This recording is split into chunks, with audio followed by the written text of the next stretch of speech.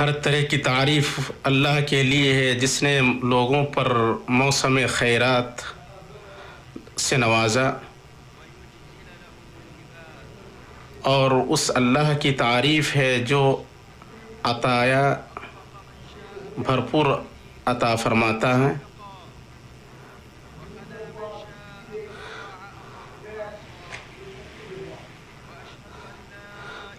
اور میں گواہی دیتا ہوں کہ ایک اللہ کے سوا کوئی معبود برحق نہیں، اس کا کوئی شریک نہیں،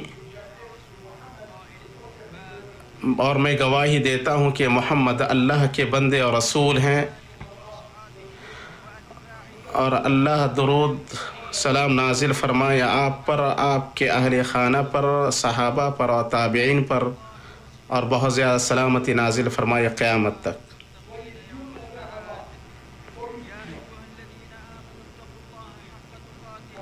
اے ایمان والو، اللہ تعالیٰ سے اتنا ڈرو جتنا اس سے ڈرنا چاہیے، اور دیکھو مرتے دم تک مسلمان ہی رہنا۔ اما بعد، خیر کی ندا دینے والا جبکہ وہ رمضان میں ہر رات مولا تبارک و تعالیٰ کی طرف سے ندا دے رہا ہے، اے خیر کے طلبگار آگے بڑھو اور اے شر کے طلبگار رک جاؤ۔ وہ بار بار نصیحت کرنے والا، ہمیشہ یاد دہانی کرانے والا اور لگاتار دعوت دینے والا ہے۔ وہ مومنوں کی رہنمائی کر رہا ہے کہ کار خیر اور اس کام کی طرف گامزن ہوں جس میں ان کا منافع ہے، اور کار بد اور اس کام سے رک جائیں جس میں ان کا گھاٹا ہے۔ ایسا کیوں نہ ہو جبکہ مسلمان سے تقاضا ہے کہ وہ جب تک باحیات ہے غنیمت جانے اور توشالے۔ اللہ کا فرمان ہے، یا ایمان والو رکوع سجدہ کرتے رہو اور اپنے پروردگار کی عبادت میں لگے رہو اور نیک کام کرتے رہو تاکہ تم کامیاب ہو جاؤ۔ سو ہمارے لیے کتنا مناسب ہے کہ ہم ان معدود دنوں میں اپنے رب کی رحمت، اس کے جود و سخا کے فیض اور اس کے احسان کی وسعت کے جھونکوں سے روبرو ہوں۔ اور اے اللہ کے بندوں، اس عظیم موسم میں کار خیر سے متعلق کچھ اصول و نقوش اور نصائح ہیں، امید ہے اللہ ان سے فائدہ پہنچائے۔ اول، بھلائی آپ کی دائمی فکر مصروف رکھنے والا آپ کا مشغلہ ہو کہ آپ کار خیر کی نیت کریں اور اسے انجام دینے کا عزم کریں۔ اگر اللہ نے آپ کے لیے میسر کیا اور اس کی انجام دہی پر آپ کی مدد کی تو اس کام کا اجر حاصل ہو گیا جس کی آپ نے رغبت کی اور جس کے لیے جستجو کی، اور اگر اسے انجام نہ دے سکے اور انجام دہی اور نیت کے بیچ رکاوٹ آ گئی تو آپ کے لیے آپ کی نیت کا اجر ہے۔ امام احمد بن حنبل کے صاحبزادے عبداللہ نے اپنے والد سے درخواست کی، اے میرے ابا مجھے وصیت کریں۔ انہوں نے کہا، اے میرے بیٹے خیر کی نیت کرو، تم اس وقت تک خیر کے ساتھ رہو گے جب تک خیر کی نیت کیے رہو۔ یہ ایک عظیم وصیت ہے، اس کی تعمیل کرنے والے کا ثواب پائیدار اور مستمر ہے، کیونکہ وہ پائیدار اور مستمر ہے اس لیے کہ بندہ نے جب اچھا ارادہ کیا اور تعمیل کے اسباب مہیا نہیں ہوئے تو اسے اس کی اس نیت پر اجر ملے گا اگرچہ اس نے عمل نہیں کیا ہے۔ جس نے نیکی کا ارادہ کیا اور وہ اسے کر نہیں سکا تو اللہ اپنے پاس اسے ایک مکمل نیکی لکھے گا۔ اگر اس نے نیکی کا ارادہ کیا اور اسے انجام دیا تو اللہ عز و جل اپنے پاس 10 نیکیاں 7 گناہ تک اور بہت زیادہ گناہ تک لکھے گا۔ اس کی خبر صادق مصدوق صلی اللہ علیہ وسلم نے دی ہے۔ اسی طرح خیر کی فکر کرنا اور اس کے بارے میں سوچنا خیر کے کاموں کو غنیمت جاننے اور ان سے توشہ لینے کا محرک ہے۔ ابن عباس رضی اللہ تعالی عنہما نے فرمایا، خیر کی فکر کرنا اس پر عمل کرنے کی دعوت دیتا ہے، اور شر پر ندامت، شر کو چھوڑنے کی دعوت دیتا ہے۔ اس لیے آپ کی فکر کار خیر اور کار خیر کرنے والے کے اجر اور اپنے اوپر اس کے اچھے اثرات کے ساتھ ہمیشہ مشغول رہے۔ اس کے بالمقابل بندے کے لیے ضروری ہے کہ جو خطا اس سے سرزد ہوئی ہے اور جو برا عمل کیا ہے اس پر ندامت کرے، اور یہ گناہوں کے ارتکاب سے روکنے کے لیے کافی ہے۔ دوم، آپ کو یقین ہونا چاہیے کہ کار خیر ہی وہ حقیقی توشہ ہے جو قیامت کے دن انسان کو فائدہ دینے والا، باقی اور جمع رہنے والا ہے۔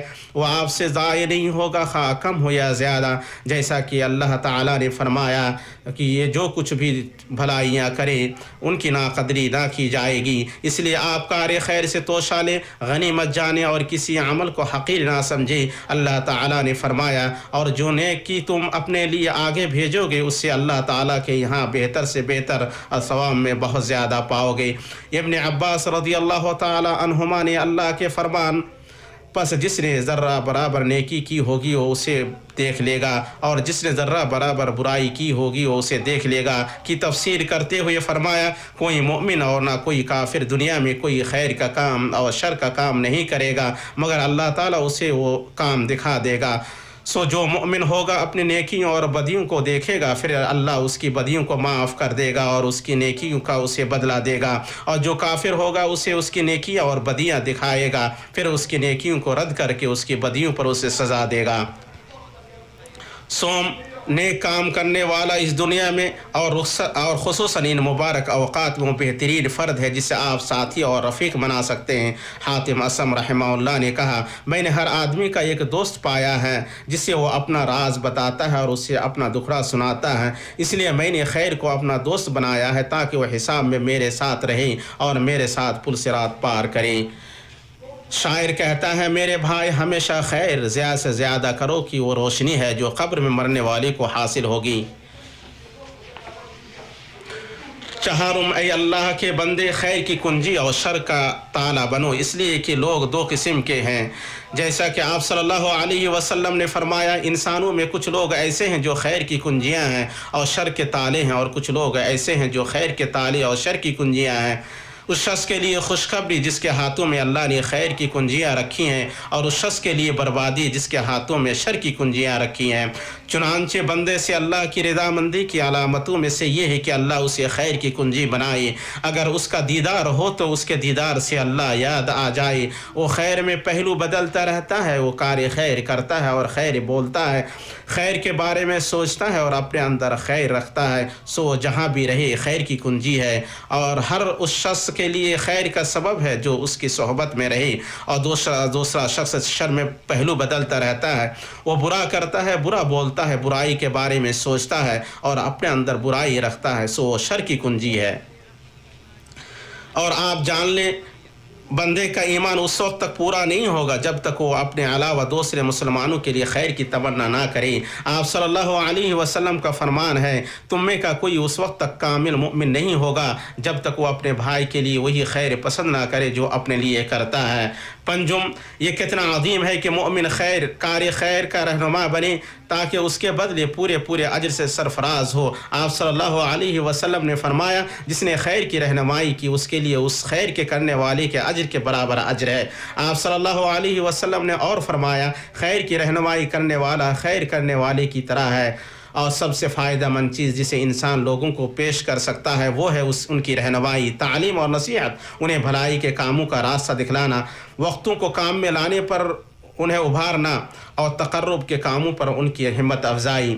ششم آپ اللہ سے دین پر ثابت قدمی کی فریاد کریں اور اس سے یہ دعا کریں کہ وہ آپ کو ان لوگوں میں سے بنائے جو اس کی اطاعت اور اس کے تقوی کو لازم پکڑتے ہیں، اور آپ اللہ سے پناہ مانگیں کہ وہ آپ کو آپ کی ایڑیوں کے بل لوٹا دیں اور آپ خیر کو چھوڑ دیں اور اس سے الگ ہو جائیں، آپ برائی کرنے لگیں اور آپ کا نفس اس کی طرف مائل ہو جائے۔ ابو ذر رضی اللہ تعالی عنہ نے فرمایا کسی ایسے شخص کے تئیں جو خیر پر ہے بے خوف نہ رہیں کہ وہ شر کی طرف لوٹ آئے اور شر پر اس کی موت ہو، اور کسی ایسے شخص کے تئیں جو شر پر ہے نا امید نہ ہو کہ وہ خیر کی طرف لوٹ آئے اور خیر پر اس کی موت ہو۔ اس لیے ضروری ہے کہ ہم اللہ کے حق میں کوتاہی کرنے پر اپنے آپ کا محاسبہ کریں اور اپنے رب سے دعا کریں کہ وہ ہمیں کار خیر پر موت تک ثابت قدم رکھے۔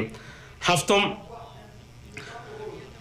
آپ اللہ تعالیٰ کے اس فرمان میں غور کریں تم جو نیکی کرو گے اس سے اللہ تعالیٰ باخبر ہے۔ یہ آیت بندے کے نفس میں راحت اور دل میں طمانینت پیدا کرتی ہے، وہ اس لیے کہ جو مخلوق کے ساتھ احسان کرنے والا ہے اور اس میں وہ مخلص بھی ہے، وہ مخلوق سے کسی قدردانی اور تعریف کا انتظار نہیں کرتا ہے، وہ جب بھی کار خیر کرتا ہے اور اسے یقین ہوتا ہے کہ اس کا رب اس سے باخبر ہے اور اس کا اسے اجر دے گا، تو اس نے جو اچھا کام پیش کیا اور بھلائی کی ہے بعض لوگوں کی طرف سے اس کا انکار کرنا اور نکارنا اس پر گرا نہیں گزرتا، بلکہ وہ اللہ تعالیٰ के इस फरमान को जहन में रखता है। अल्लाह का फरमान है, हम तो तुम्हें सिर्फ़ अल्लाह ताला की रज़ामंदी के लिए खिलाते हैं, ना तुमसे बदला चाहते हैं, ना शुक्रगुजारी। मैं वो कुछ कह रहा हूँ जो आप सुन रहे हैं, और अल्लाह ताला से अपने लिए और आपके लिए मग़फ़िरत तलब करता हूँ। अल्लाह ताला बड़ा बख्शने वाला मेहरबान है।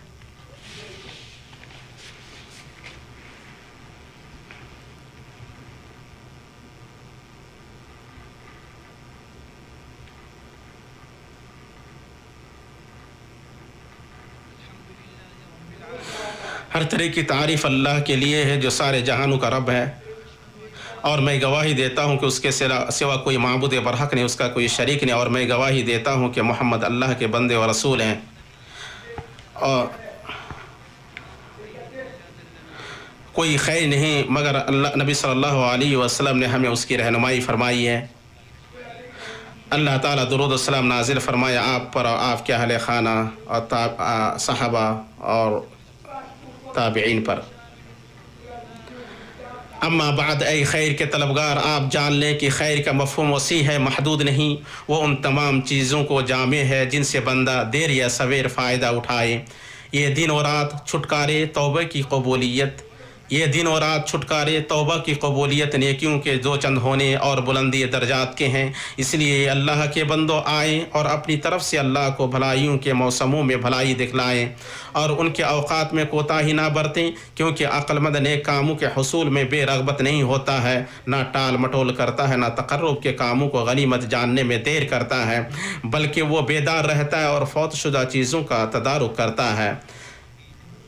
शायर का कहना है कि आज के कार्य खैर को कल पर ना टालो, हो सकता है कल आए और तुम ना रहो। मुसलमान के लिए ज़रूरी है कि भलाई के कामों की जस्तजू करें और उन्हें ज़्यादा से ज़्यादा करे ताकि वो उनका आदी बन जाए।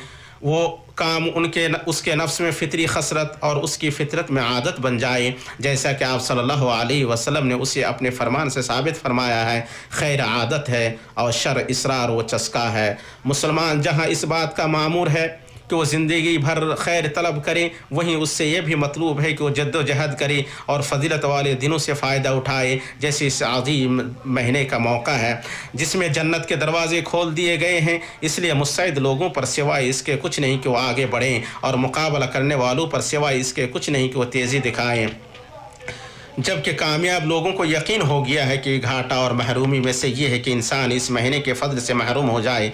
आप सल्लल्लाहु अलैहि वसल्लम से साबित है कि आप सल्लल्लाहु अलैहि वसल्लम ने फरमाया, उस शख्स की नाक खाक आलूद हो जिसके पास रमज़ान आए और उसे माफ़ किए जाने से पहले वो रमज़ान निकल जाए।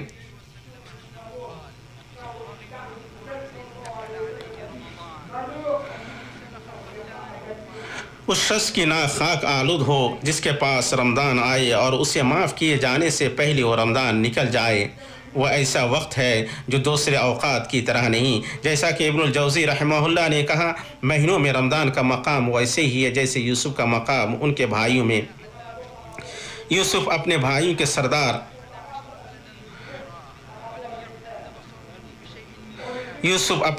सरदार और उनमें सबसे अफजल हैं। इसी तरह रमज़ान का मामला दूसरे महीनों के साथ है। याकूब अलैहिस्सलाम की बिनाई अपनी औलाद में से किसी की बू सूंघ कर नहीं लौटी, मगर जब उन्होंने यूसुफ की कमीज़ सूंघी तो उनकी बिनाई पहले की तरह लौट आई। इसी तरह माह रमज़ान है जब मोमिन उसकी हवाओं में सांस लेता है, जब मोमिन उसकी खुशबू सूंघता है और जब मोमिन उसके शब व रोज़ को जीता है तो उसकी रूह उसके पास लौट आती है। बेशक वो मुबारक महीना है, इसमें दुनिया व आखिरत की भलाई की कसरत है और बिलाशुबा आखिरत की भलाई उन चीज़ों में सबसे बेहतर और अफजल है जिनसे मोमिन खुश होता है और उन्हें हासिल करने की जुस्तजू करता है। जैसा कि अल्लाह अज़्ज़ा व जल ने हमें इसका हुक्म दिया है, आप कह दीजिए कि बस लोगों को अल्लाह के उस इनाम और रहमत पर खुश होना चाहिए और इससे बदरजा बेहतर है और उससे बदरजा बेहतर है जिसको वो जमा कर रहे हैं। और अल्लाह के बंदो, ताकि यह हौसलियाबी पूरी हो, इसलिए हमें ज़रूरत है कि हम रमज़ान में अपने वक्तों की हिफाजत करें। इंसानी शयातीन रमज़ान में मुसलमानों को उन चीज़ों से फेरने के लिए मेहनत कर रहे हैं जिनमें उनकी भलाई, फ़ायदा और सलाह है। इसी तरह ज़रूरी है कि बाहमी राबते इसी तरह ज़रूरी है कि बाहमी राबते के वसाइल वगैरह हमें इस फजीलत वाले महीने के अवकाश से फ़ायदा उठाने से गाफिल ना कर दें, जिनमें कि बाज़ लोगों को तफरीह व लज्जत के सामान मिल जाते हैं, उनमें वो मगन हो जाते हैं और भलाइयों के मौसम में जिद्दजहद करने से रुक जाते हैं।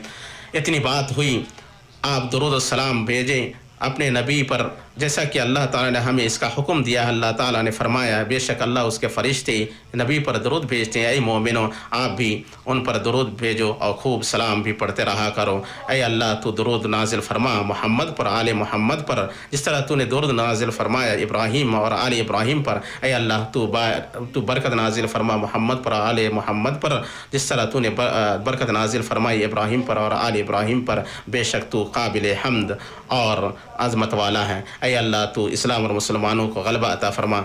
ऐ अल्लाह तू कुफ्र और काफिरीन को ज़लील व रसवा कर।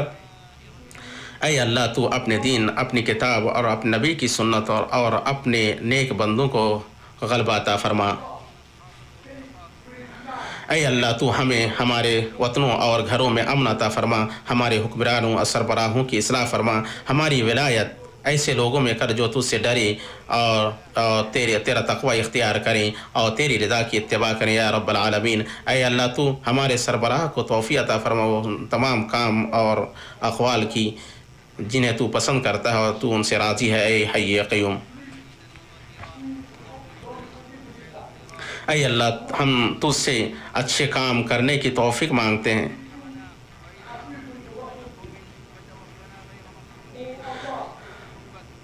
ऐ अल्लाह हम तुझसे तेरी मोहब्बत की फ़रियाद करते हैं। ऐ अल्लाह जो रमज़ान के जो अय्याम बाकी हैं हमें तू जहन्नम की आग से बचा ले। अल्हम्दुलिल्लाहि रब्बिल आलमीन।